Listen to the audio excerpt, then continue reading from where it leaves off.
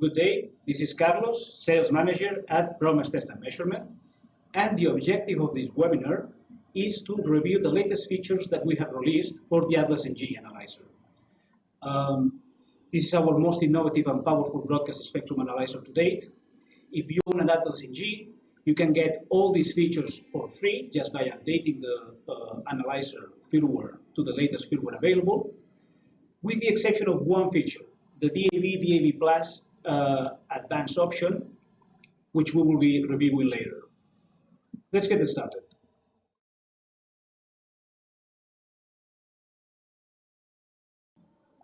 Broadcast signals such as DVB-T, DVB-T2, DVB-C2, ISDVT, ATSC, DAB, they all follow very strict requirements regarding RF to ensure that they only occupy the bandwidth that they have been assigned, and they do not interfere or overlap neighboring channels. When these signals go through the power amplifiers at the transmitting site, usually what happens is that there are some unwanted RF components that appear at either side of the RF channel.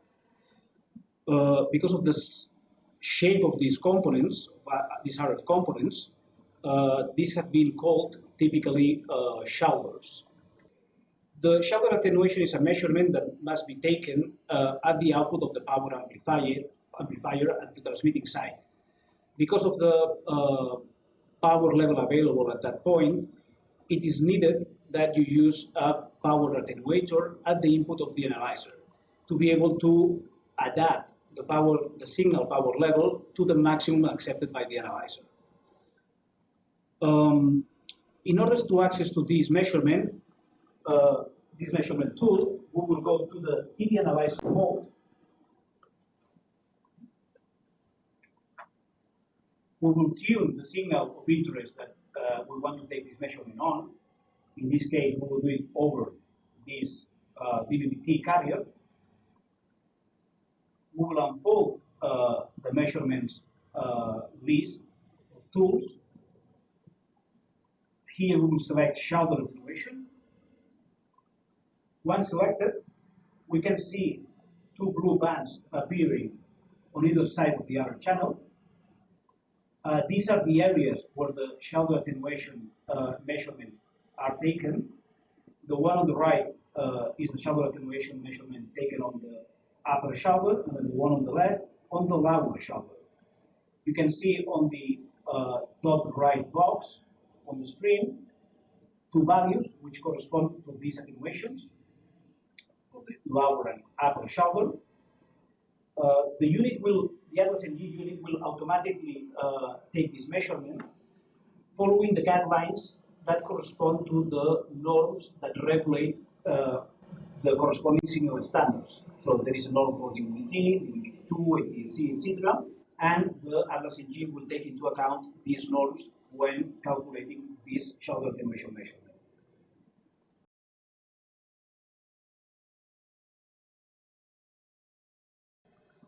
The purpose of this tool is to allow you to carry out drive tests with the objective of mapping the coverage of a specific transmitter. In order to access to this tool, what we will do is to head again to the TV analyzer mode. Now we will tune the channel that we want to use as a reference to carry out the drive test.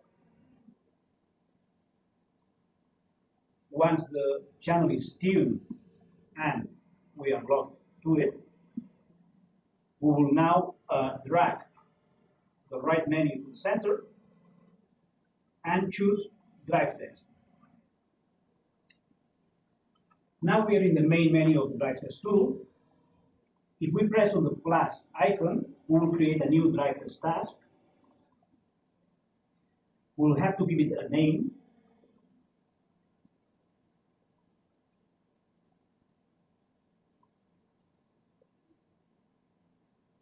Optionally, we can give as well the file a description. And then we have on the right a number of options that allow us to configure how this drive test is going to be taken. Audio enabled, what will allow us to do is to,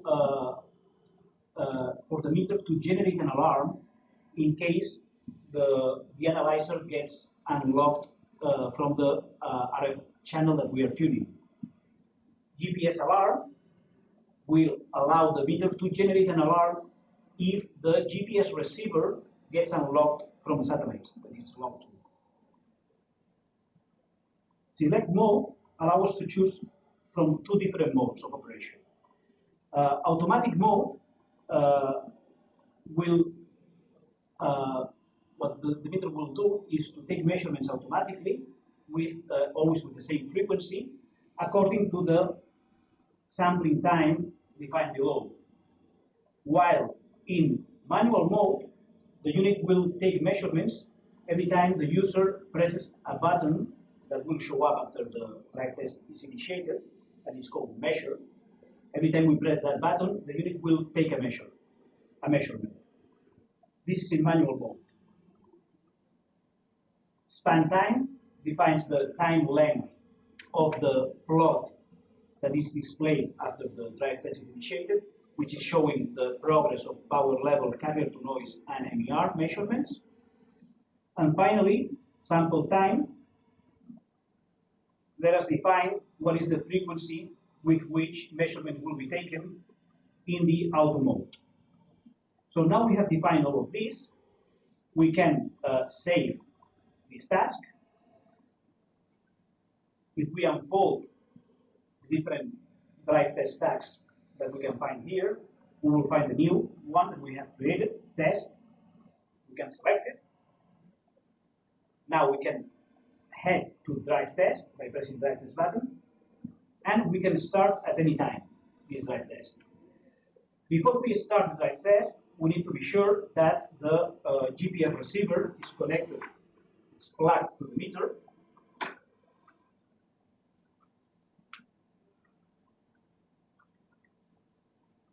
And that the GPS receiver is locked to different satellites that will allow it to receive the geolocation data. In order to do that, we can drag down the top menu, head to the GPS area. In this screen, we are shown all the satellites detected by the GPS receiver. And in green, we can see all those satellites that the GPS receiver is locked to.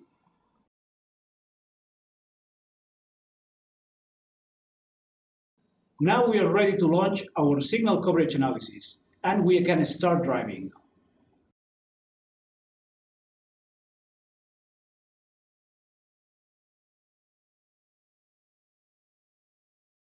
In order to launch the drive test task, we will press on the Start button.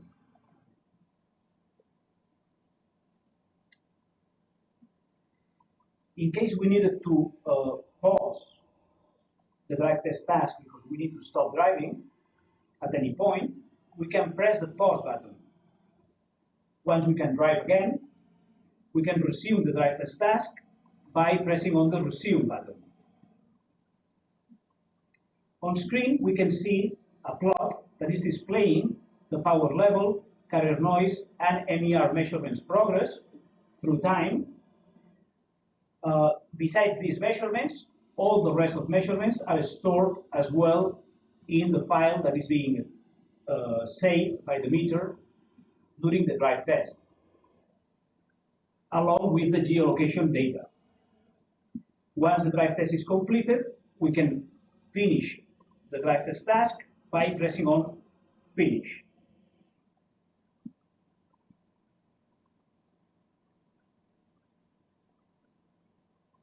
Now that we have completed the drive test task, we can export the data.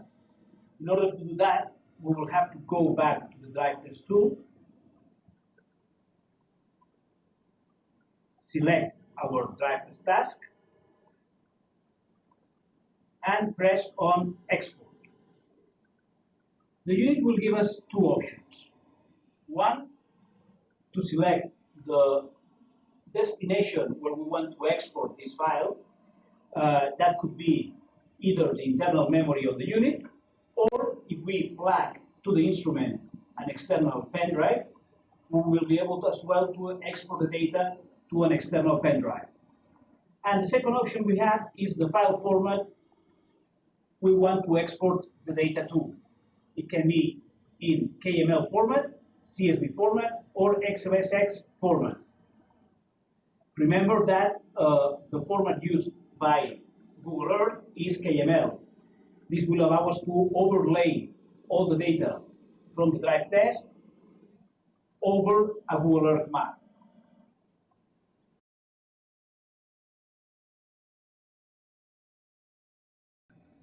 The DVB Plus Advanced Measurements option makes the ATLAS NG compatible with digital audio broadcast standards DAB and DAB+. With this option, while in the spectrum analyzer mode, we can tune any DAB signal, and the meter will automatically detect the modulation parameters and demodulate the signal. When we head to the measurements tool,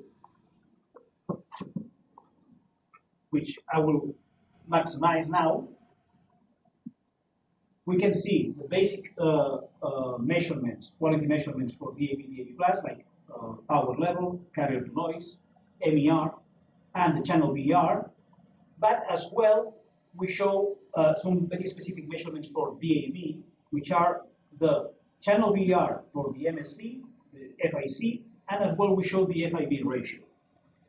The MSC channel VER is the channel VER calculated only on the main service channel. The main service channel is the part of the ATI. The ATI is the equivalent to the transport stream in DAB. So when we calculate the channel VER on the MSC, what we are doing is calculating the channel VER only in the part of the ATI that stores the digital audio service data. The services, the digital radio services themselves. While when we calculate the channel VER on the FIC, FIC stands for Fast Information Channel, what we do is calculate the channel VER on the part of the ATI that stores the metadata, the tables of the ATI that allow the receiver to extract and retrieve all these digital audio services.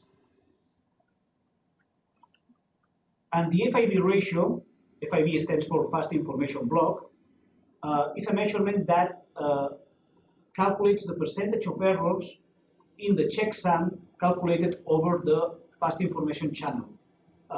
So here what we want is to have a 0%. That will mean 0% of errors. To sum it up, the most important measurement here is the FIB ratio. We should look for a 0%. If we don't have any errors here, so we have 0% of errors, this means that we don't have any mistakes or erroneous bits in the Fast Information Channel part of the ETI. If we don't have any errors there, it means that the receiver will be able to find the information from the ETI tables that allows the receiver to extract and retrieve the digital audio services. Then we will check the FIC channel VER, and finally we will check the main service channel VER, which gives us an idea of how many erroneous bits are in the data associated with the digital audio services themselves. If we go to the video tool, we can see the full list of radio services carried by that DAB channel. The signal parameters tool will display all the modulation parameters for that DAB carrier that we are demodulating. And the video audio parameters tool will provide all the comprehensive information about the ensemble, the ETI, and the service selected. There are other advanced measurement tools for analysis of DAB signals. For example, DAB signals are modulated in DQPSK modulation. If we go to the constellation, we can see indeed that this is a DQPSK modulated signal, and we can see the quality of the symbols received. DAB Plus is using OFDM as well as a transmission scheme, meaning that the available channel bandwidth of 1.6 MHz is divided into a large number of narrow and orthogonal subcarriers. You can now check the MER of each one of these carriers in the MER by carrier tool. In this plot, the total number of carriers in the tuned DAB channel is displayed in the horizontal axis, and in the vertical axis what we can see is, instead of power level, we see MER value. So now we can press on any of the carriers and we will see the number of the carriers that we just selected and its MER value, plus the average MER value of the whole ensemble of OFDM carriers. It's important as well to note that DAB and DAB Plus signals can be transmitted under SFN networks. Therefore, it would be very handy to have a meter that features an echo analyzer to check if the main signal that we are receiving from the main transmitter is being interfered by echoes that are coming from distant transmitters. The echo analyzer is used in the same way that you would use it for analyzing DVB-T or DVB-T2 signals. We will find the Echoes Analyzer tool as well by unfolding the Tools menu, selecting Echoes. You can find here the main signal and all the echoes in the Echoes Analyzer plot. From the Tool Preferences menu, you can zoom in and zoom out. For each one of these signals, for the main signal and the echoes, you can see their power level with respect to the main signal, their delay in microseconds with respect to the main signal, and as well the distance that each one of these echoes have traveled with respect to the distance that the main signal has traveled. Everything that falls inside the guard interval is the area displayed between the red blocks, and in the red blocks will represent everything that happens outside the guard interval. Another tool for DAB analysis is the ETI recording tool. To access to that tool, we go to the Tools menu, choose Recording, and here, where we are tuned and demodulating the DAB channel, we can press the recording button and start recording the ETI. The ETI is the baseline signal of a DAB channel.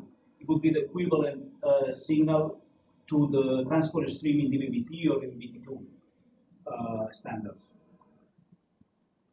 The unit will start recording the ETI in the internal memory of the unit.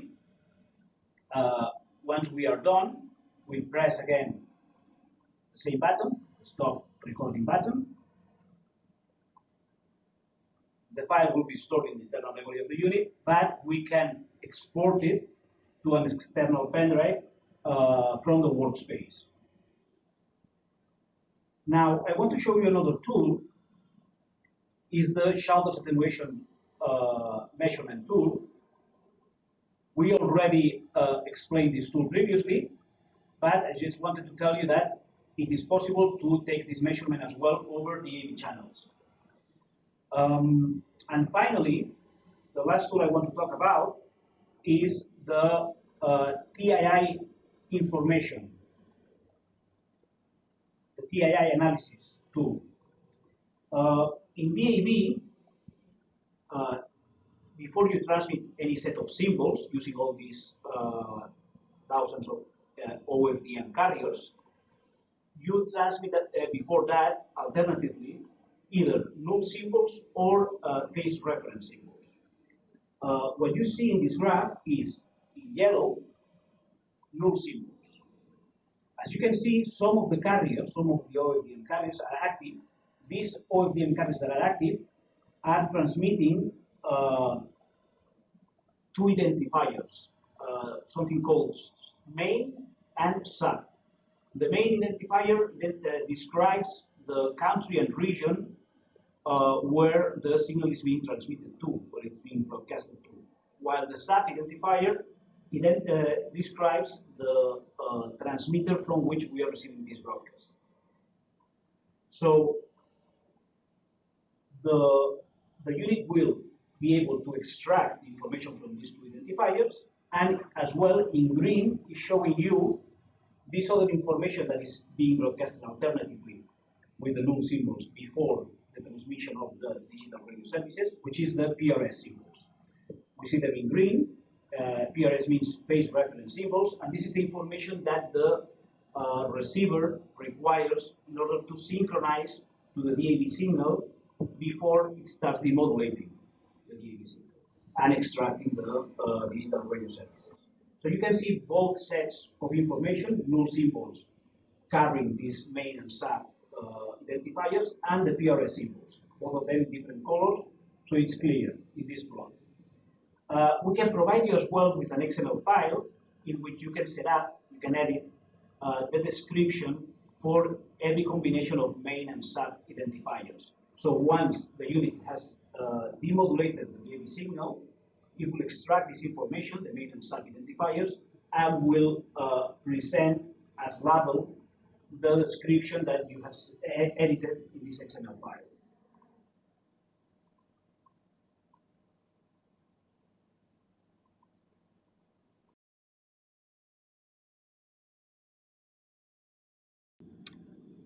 VCM and ACM modulation schemes, which are typically used in DVB-S2 and DVB-S2X carriers, are two types of modulation schemes that allow you to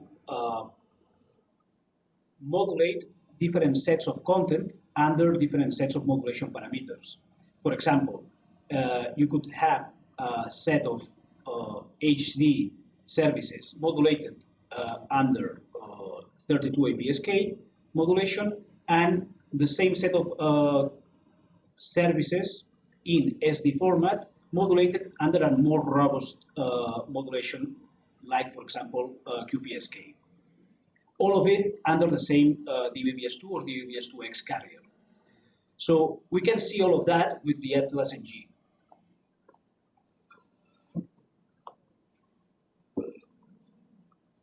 I'm going to tune now a satellite carrier that I know is using ACM VCM modulation.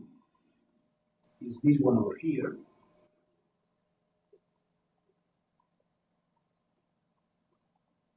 Now the unit is trying to demodulate, already logged to the transport stream. As you can see, in this case, this is a DVB-S2X carrier.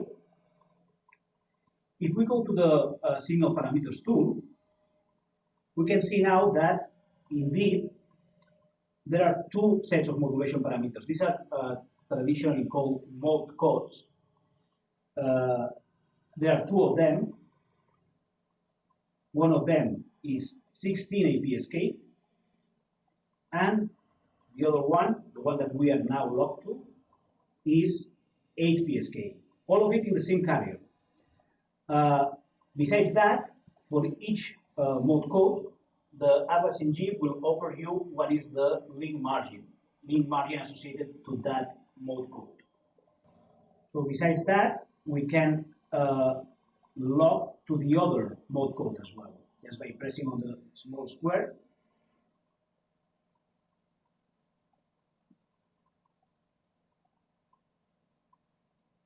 Now it's capturing the PAT table. And you can see, as I said, the link margin for each one of the mode codes. For the 16 ATSK, the link margin is lower than for the ATSK, that is 5.5, as the second one is a more robust modulation.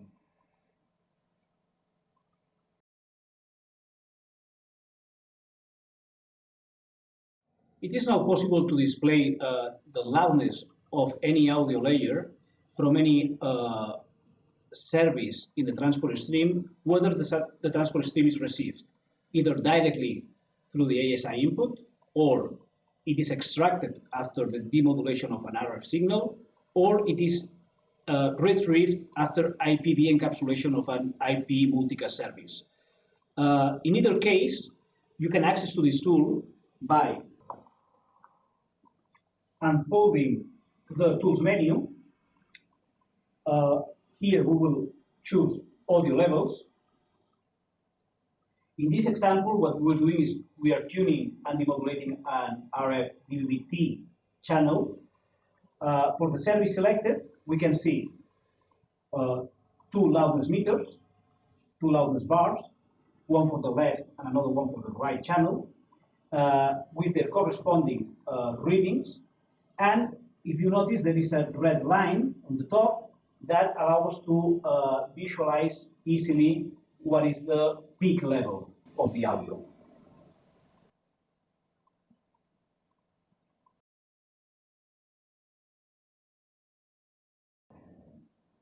The ATLAS NG features as well a full-fledged SDI analyzer.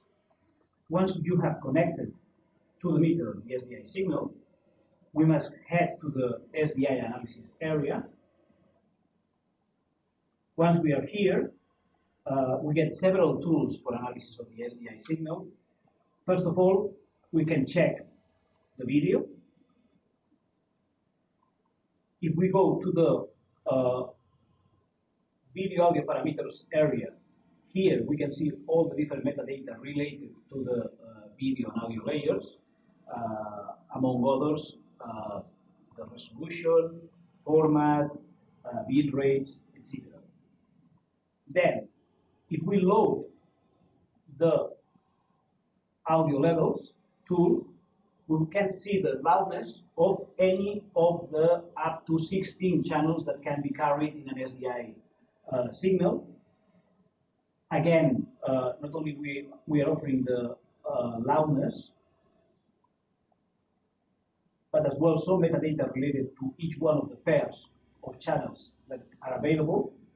So pair 1 and 2, 3 and 4, 5 and 6, etc., up to 15, 16. We can see in red a small bar that gives us an idea of what is the peak level of each one of the audio layers. And in the bottom of this plot, we can activate and deactivate the actual audio of each one of these layers. So let me just turn up the volume.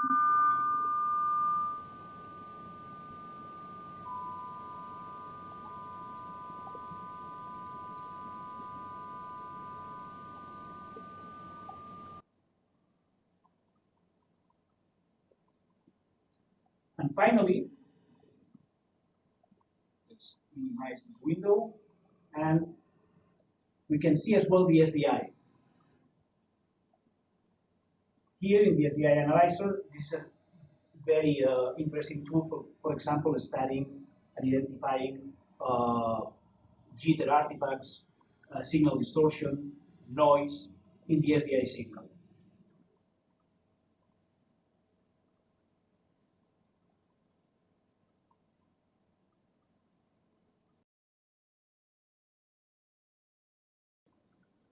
The last measuring tool I want to introduce to you is the T2-MI analyzer. The ATLAS NG is capable of analyzing T2-MI signals, whether we receive them via RF in a DVB-S2 or DVB-S2X transponder, or via IP in a multicast stream, or via directly through the ASI input.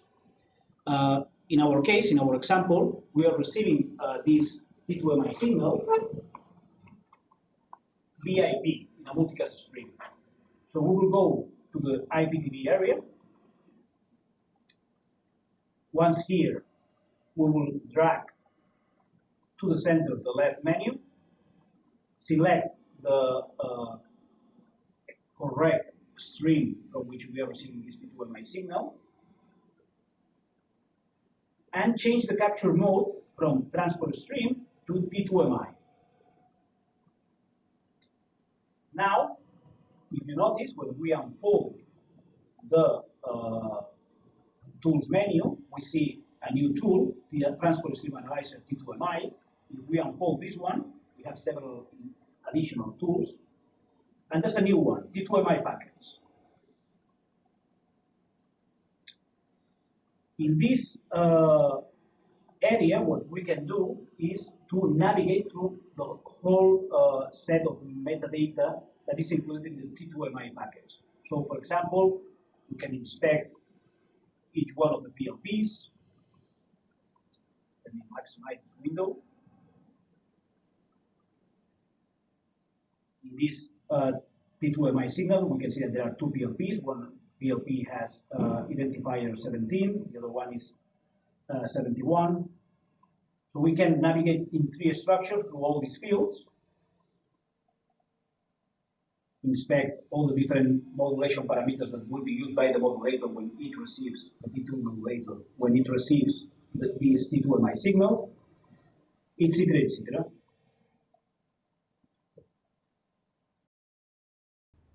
We reached the end of this seminar, but before we go, we would like to thank you for attending it and remind you that we are available through all our communication channels, which you will see showing up on the screen right now.